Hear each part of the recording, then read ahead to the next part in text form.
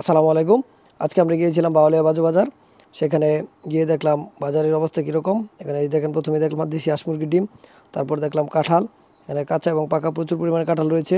এগুলো কিন্তু খুব বেশি দাম নয়, একেবারে হাতের নাগালেই ছিল। তারপর আমরা এটা গিয়ে দেখলাম এখানে কিন্তু কাঁচা কলা এবং পাকা কলা দুইটিই রয়েছে, এবং এগুলো কিন্তু খুব বেশি দামি ছিল না, একেবারে নিজের বাগানের কলা ছিল এগুলো মানুষের। তারপর এখানে আছে দুধ, একেবারে খাঁটি গরুর দুধ, যেটা এটা এখানে পাওয়া যায়। এগুলোও কিন্তু খুব বেশি দাম ছিল না দুধের। দেখেন এই দুধগুলো কিন্তু প্রচুর পরিমাণে দেখতে সুন্দর লাগছিল।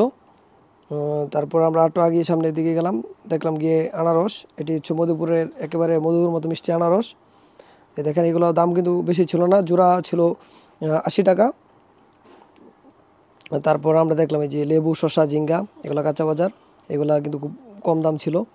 তারপর এগিয়ে গেলাম, এখান থেকে আমরা কাকরুল কিন্তু খুব বেশি দামই ছিল না, যে পান সুপারি এগুলার দোকানও ছিল। তারপর আমরা চলে গেলাম আস্তে আস্তে শুটকি, চেপা, ইলিশ এগুলার দোকানে, এগুলা জিজ্ঞাসা করলাম দাম। তারপর মাছ দেখলাম, এই যে পাঙ্গাস, তেলাপিয়া, রুই, তারপর আরও মাছ ছিল, শিং মাছ।